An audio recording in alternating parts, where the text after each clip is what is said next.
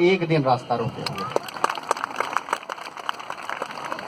मेरी मैडम ने कहा, पूजा जी ने, कि ऐसा दिन आएगा आने वाले दिनों में जब कुछ लोग जो बाबा साहब से चिढ़, हम सब से नफरत करते हैं, अपने घर के बच्चों को कहेंगे कि आज 14 अप्रैल है, कोई मोटरसाइकिल कोई कार लेकर सड़क पे मत निकलना, क्योंकि सड़क कोई खाली नहीं मिलेगी आज 14 अप्रैल का दिन। और सवाल केवल रास्ता रोकने का नहीं है, इन लोगों ने तो हजारों साल से हमारी जिंदगी का ही रास्ता रोक दिया था। इन्होंने हजारों साल से हमारे भविष्य का रास्ता रोक दिया था। हम तो केवल सड़क और चौराहे पर खड़े हैं और बहुत शांतिपूर्ण ढंग से, सम्मान के साथ, जज्बात के साथ अपने महामानव के, अपने मुक्तिदाता को केवल याद कर रहे हैं। और कहीं कोई उच्छृंखलता, अराजकता कहीं नहीं दिखती है। और यही नहीं, देश में मैं तमाम जगह जाता हूँ, तमाम जगह राज्यों में जाता हूँ, रैलियों में जाता हूँ, मैंने कहीं भी नहीं देखा कि भीम की जो रैली है, भीम के जो सैनिक हैं, बाबा साहब के जो मानने वाले लोग हैं, सम्मान करने वाले लोग हैं, और रैलियों में, जुलूस में किसी तरह की कोई बदतमीजी करते हैं। उत्तर प्रदेश में एक पार्टी की जब रैली होती है तो लाखों लोग आते हैं, लेकिन कहीं कोई भद्दगी नहीं होती, कहीं कोई जुलूस नहीं निकल, कहीं कोई परेशान करने वाली बात नहीं होती है। ऐसा इसलिए होता है दोस्तों, क्योंकि बाबा साहब के नाम पर जब जो कोई जन सैलाब उमड़ता है, वो वैचारिक आज से पका हुआ सैलाब उमड़ता है। वो कोई साधारण लोग नहीं होते हैं। जिनके मन में बाबा साहब के लिए सम्मान है, वही घर से निकलते हैं, वही सड़क पे आते हैं। आज आप देखिए परिवर्तन कितना हुआ है। रोना धोना तो हम बहुत मचाते हैं, लेकिन केवल रोने धोने वाली बातें ही नहीं है, बहुत ऐसी बातें हैं जिस पे हमें गर्व करना चाहिए, बहुत ऐसी बातें हैं जिस पर हमें फख्र करना चाहिए। हमारे लोग, हमारे बीच में बर्मन साहब है, अभी रामटेके साहब ने बताया कि इस पद पर आने वाले वो पहले दलित हैं। ये हमारे लिए क्या कम गर्व की बात है? हमारे डॉक्टर्स यहाँ बैठे हुए हैं, ऐसे ऐसे बहुत सारे लोग। एक नौजवान लड़का जिसका नाम डॉक्टर सागर है, जवाहरलाल नेहरू विश्वविद्यालय जहाँ मैंने पढ़ाई की, वहां से उसने पढ़ाई की, दलित समाज का है, बलिया के छोटे से गांव से निकला, कविताएं लिखता था। आज फिल्मी दुनिया में कई सारी अच्छी अच्छी फिल्में उसकी आ रही हैं और बड़े बड़े गायक उसके गाने गा रहे हैं। अभी लल्ली की शादी में लड्डू दीवाने जैसी कोई फिल्म है, अगर आपने इसे देखी हो तो सबसे पहला नाम डॉक्टर सागर का है। अनारकली आरा जो फिल्म आई, उसमें उसने गाने लिखे और तमाम सारी फिल्मों में वो गाने लिख रहा है। दलित समुदाय का लड़का है। ऐसे ऐसे बहुत सारे लोग हैं जिसमें हमें गर्व करना चाहिए और ऐसे लोगों के लिए तालियां तो जरूर बजानी चाहिए। ये समाज मांगने वाला समाज रहा है, ये समाज देने वाला समाज नहीं रहा है।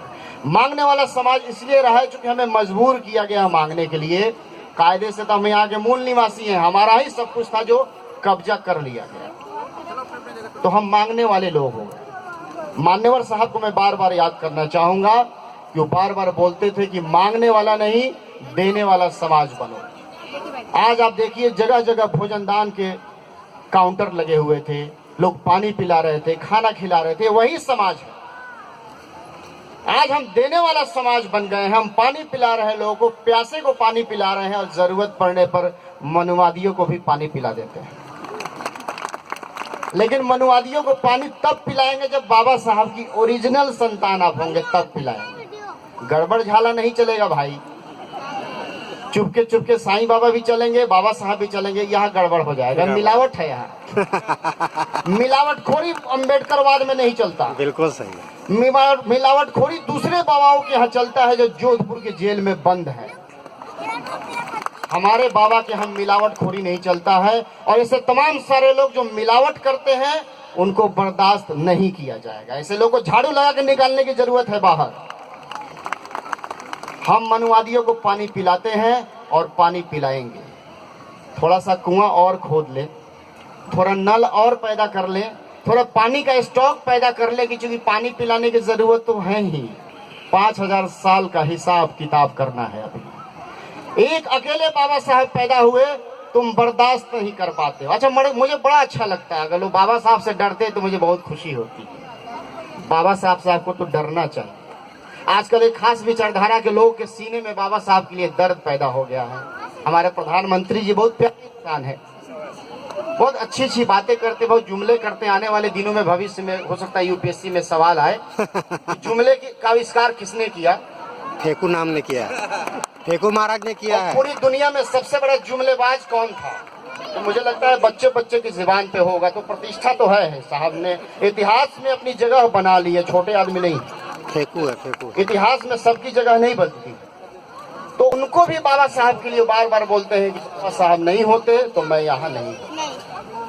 ये एक चेहरा, ये बाबा साहब से प्यार नहीं है, ये मैं मानता हूँ कि बाबा साहब से ये लोग भयभीत हैं। क्या खास बात है बाबा साहब में, इससे लोग डरते क्यों हैं? और हमें खुश होना चाहिए कि ये लोग डरते हैं। ये लोग मिलावट कर रहे हैं, ये भी है। वो भी बाबा साहब से डरते हैं और हमें इनसे डरना पड़ेगा कि ये बाबा साहब को क्यों अपना रहे हैं।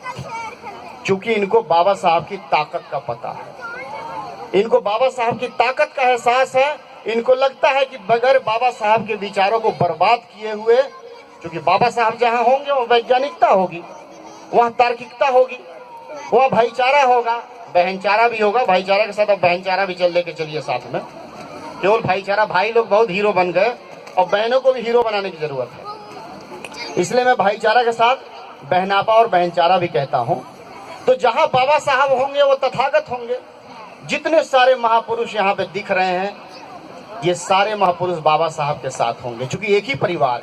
मुझे पता है कि देश का पहला उदाहरण है ये। इतने सारे महापुरुषों की तस्वीरें हैं, इतनी बड़ी बड़ी लगाई गई हैं। जोरदार तालियां मैं चाहता हूं उसके लिए हो, क्योंकि बहुत ही गर्व करने वाली बात है। वास्तव में बहुजन समाज इसी को कहते हैं। और जितने महापुरुष आपके सामने दिख रहे हैं वो किसी एक जाति के नहीं, वो किसी एक धर्म के नहीं, वो किसी एक समुदाय के नहीं है। उन्होंने कभी अपने को जातियों में बांट कर नहीं देखा। सबसे अंतिम तस्वीर जो है मान्यवर काशीराम साहब की, जो एक बड़ा सपना जिन्होंने देखा था बहुजन समाज का, ये कोई छोटी बात नहीं। बहुजन समाज का जो कॉन्सेप्ट है ये बिल्कुल छोटी बात नहीं है। और मैं मानूंगा कि बाबा साहब अम्बेडकर के बाद जो सबसे बड़ा जो वैज्ञानिक दर्शन है वो बहुजन का दर्शन है, जो मान्यवर काशीराम साहब ने दिया। हमें थोड़ा समझ में देर से बात आती है। बहुजन को हम समझे फिर डगमगा गए, बहुजन से हम सर्वजन की ओर घुस गए। गलती होती है, दिक्कत आती है, क्योंकि हजारों साल से हम गुलाम लोग हैं, तो थोड़ा गड़बड़ सड़बड़ तो होता ही है, लगातार तो चलता नहीं है। बहरहाल मैं फिर आ रहा हूं वापस आपको। इतनी रैलियों को देखकर, आपकी भीड़ को देखकर तो ये कहा ही जा सकता है कि हमारे लोग बहुत जागरूक हो गए, हमारे लोगों में बहुत चेतना आ गई। सच में ऐसा है कि पूरी दुनिया में आज सारे लोग भीम के दीवाने हो गए हैं, गाने गा रहे हैं, लोग डांस कर रहे हैं, नए नए कपड़े पहन रहे हैं। ये 14 अप्रैल हमारे लिए एक उत्सव की तरह, तमाम जगह लोगों ने अपने घरों को सजाया। और मुझे लगता है आने वाले 5 साल 10 साल के बाद होली क्या होती है, दिवाली क्या होती है, हमारे लोग भूल जाएंगे। हमारे लोग 14 अप्रैल को जरूर याद रखेंगे और वही हमारे लिए सबसे बड़ा त्योहार है। बिल्कुल, ये जागरूकता के चलते है।